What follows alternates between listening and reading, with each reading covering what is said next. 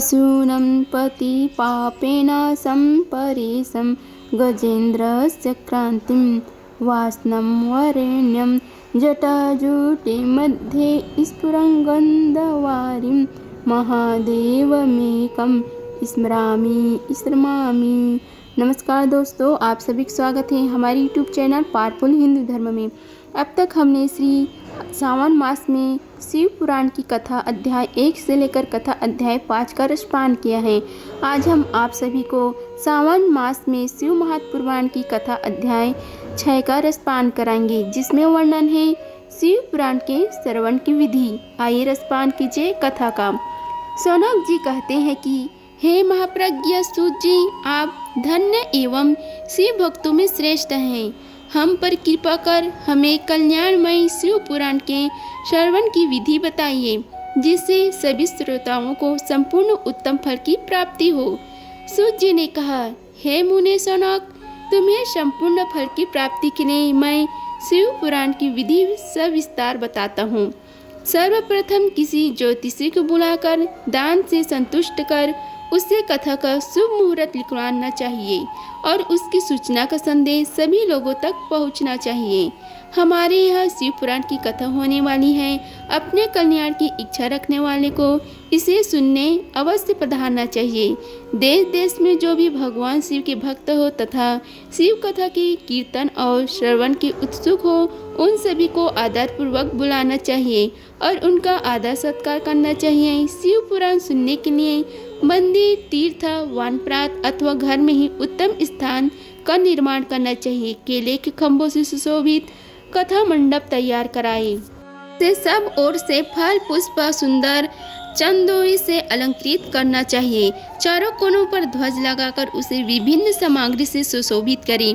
भगवान शंकर के लिए भक्ति पूर्वक दिव्य आसन का निर्माण करना चाहिए तथा कथावाचक के लिए भी दिव्य आसन का निर्माण करना चाहिए। नियम पूर्वक कथा सुनने वाले के लिए भी सुयोग्य आसन की व्यवस्था करें तथा अन्य लोगों के बैठने की भी व्यवस्था करें। कथा वाचने वाले विद्वान के प्रति कभी बुरी भावना न रखें। संसार में जन्म तथा गुरुओं के कारण बहुत से गुरु होते हैं, परंतु उन सब में पुराणों का ज्ञाता ही परम गुरु माना जाता है। पुराण वेता पवित्र, शांति, साधु, स्त्रियों पर विजय प्राप्त करने वाला और दयालु होना चाहिए। ऐसे गुरु मनुष्य को इस पूर्णमयी कथा को बचाना चाहिए। सूर्य उदय से 3:30 पहर तक इसे बचाने को उपयुक्त समय है। मध्याह्न काल में 2 घड़ी तक कथा बंद रखनी चाहिए, लोग मलमूत्र का त्याग कर सकें। जिस दिन से कथा शुरू हो रही है उससे 1 दिन पहले व्रत ग्रहण करें। कथा के दिनों में प्रातः काल का नित्य कर्म संक्षेप में कर लेना चाहिए। वक्ता के पास उसकी सहायता हेतु एक विद्वान व्यक्ति को बैठाना चाहिए, जो कि सब प्रकार की संशयों को दूर कर लोगों को समझाने में कुशल हो। कथा में आने वाले विघ्नों को दूर करने के लिए सर्वप्रथम श्री गणेश जी का पूजन करना चाहिए। भगवान शिव व शिव पुराण की भक्ति भाव से पूजा करें। तत्पश्चात श्रोता तन मन से शुद्ध होकर आदर पूर्वक शिव पुराण की कथा सुने। जो वक्ता और श्रोता अनेक प्रकार के कर्मों से भटक रहे हों, काम आदि 6 विकारों और युक्त हो, वे पूर्ण के भागी नहीं हो सकती। जो मनुष्य अपनी सभी चिंताओं को भूलकर कथा में मन लगाता है, उन शुद्ध बुद्धि मनुष्यों को उत्तम फल की प्राप्ति होती है। अब हम आप सभी को श्रोता द्वारा पालन किए जाने वाली नियम के बारे में बताते हैं। सूत जी बोले, हे सनोक, शिव पुराण सुनने का व्रत लेने वाले मनुष्य के लिए जो नियम है उन्हें भक्ति पूर्वक सुनो। शिव पुराण की पूर्णमयी कथा नियम पूर्वक सुनने से बिना किसी विघ्न बाधा के उत्तम फल की प्राप्ति होती है। दीक्षा रहित मनुष्य को कथा सुनाने का अधिकार नहीं है, अतः पहले वक्ता से दीक्षा ग्रहण करना चाहिए। नियम पूर्वक कथा सुनने वाले मनुष्य को ब्रह्मचर्य का अच्छी तरह से पालन करना चाहिए। उसे भूमि पर सोना चाहिए, पत्तल में खाना चाहिए तथा कथा समाप्त होने पर ही अन्न ग्रहण करना चाहिए। सामर्थ्य मनुष्य को शुद्ध भाव से शिव पुराण की कथा की समाप्ति तक उपवास रखना चाहिए और एक ही बार भोजन करना चाहिए। गरिष्ठ अन्न, दाल, जल अन्न, सेम, मसूर तथा बासी अन्न नहीं खाना चाहिए। जिसने कथा का व्रत ले रखा हो उसे प्याज, लहसुन, हींग, गाजर, मादक वस्तु आदि तथा आमिष कहे जाने वाली वस्तुओं को त्याग देना चाहिए। ऐसा मनुष्य प्रतिदिन सत्य, शौच, दया, मौन, सरलता, विनय तथा हार्दिक उदारता आदि सद्गुणों को अपनाए तथा साधु संतों की निंदा का त्याग कर नियम पूर्वक कथा सुने। सकाम मनुष्य इस कथा के प्रभाव से अपनी अभीष्ट कामना प्राप्त करता है और निष्काम मोक्ष प्राप्त करता है। सभी स्त्री पुरुषों को विधि विधान से शिव पुराण की उत्तम कथा को सुनना चाहिए। महर्षि शिव पुराण की समाप्ति पर श्रोताओं को भक्ति पूर्वक भगवान शिव की पूजा की तरह पुराण पुस्तक की भी पूजा करनी चाहिए तथा इसके पश्चात विधि पूर्वक वक्ता की भी पूजा करना चाहिए। पुस्तक को रखने के लिए नया और सुंदर बस्ता बनाएं। पुस्तक व वक्ता की पूजा के उपरांत वक्ता की सहायता हेतु बुलाए गए पंडित का भी सत्कार करना चाहिए। कथा में पधारे अन्य ब्राह्मणों को भी अन्न धन का दान दे। गीत वाद्य और नृत्य से उत्सव को महान बनाएं। विरक्त मनुष्य को कथा समाप्ति पर गीता का पाठ करना चाहिए तथा गृहस्थ को श्रवण कर्म की शांति हेतु होम कराना चाहिए। होम रुद्र संहिता के श्लोकों द्वारा अथवा गायत्री मंत्र के द्वारा करें। यदि हवन करने में असमर्थ हो तो भक्ति पूर्वक शिव सहस्त्र नाम का पाठ करें। कथा श्रवण संबंधी व्रत की पूर्णता के लिए शहद से बने घी का भोजन 11 ब्राह्मणों को कराकर उन्हें दक्षिणा दे। समृद्ध मनुष्य 3 तोले सोने का एक सुंदर सिंहासन बनाए और उसके ऊपर लिखी अथवा लिखाई हुई शिव पुराण की लिखी पोथी विधि पूर्वक स्थापित करें तथा पूजा करके दक्षिणा चढ़ाए। फिर आचार्य का वस्त्र, आभूषण एवं गंध से पूजन करके दक्षिणा सहित वह पुस्तक उन्हें भेंट कर दें। हे सौनक, इस पुराण के दान के प्रभाव से भगवान शिव का अनुग्रह पाकर मनुष्य भाव बंधन से मुक्त हो जाता है। शिव पुराण को विधि पूर्वक संपन्न करने पर यह संपूर्ण फल देता है तथा भोग और मोक्ष प्रदान करता है। हे मुनि, शिव पुराण का सारा महात्मा जो संपूर्ण फल देने वाला है मैंने तुम्हें सुना दिया। अब आप और क्या सुनना चाहते हो?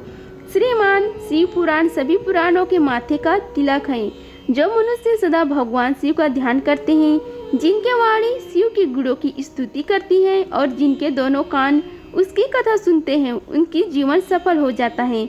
वे संसार सागर से पार हो जाते हैं। ऐसे लोग इहलोक और परलोक में सदा सुखी रहते हैं। भगवान शिव के सच्चिदानंदमय स्वरूप का स्पर्श पाकर ही समस्त प्रकार के कष्टों का निवारण हो जाता है।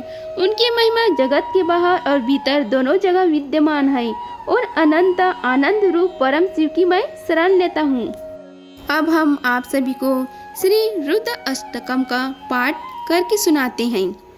नमामि समीशान निर्वाण रूपम विभं व्यापकं ब्रह्मवेद स्वरूपं निजं निर्गुणं निर्विकल्पं निरीहं चिदाकाशमाकाशवासं भजेऽहं निराकार ओंकार मूलं तुरीयं गिराज्ञान गोतीसमीशं गिरीशं करालं महाकालिकालं कृपालं गुणागारे संसारे पारं नतोऽहं तुषाराद्रसंकास्य गौरं गंभीरं मनोभूतकोटिप्रभ श्रीशरीरं स्फुरन्मौली कलोनी चारुगंगा लसद्भाल बलेन्दु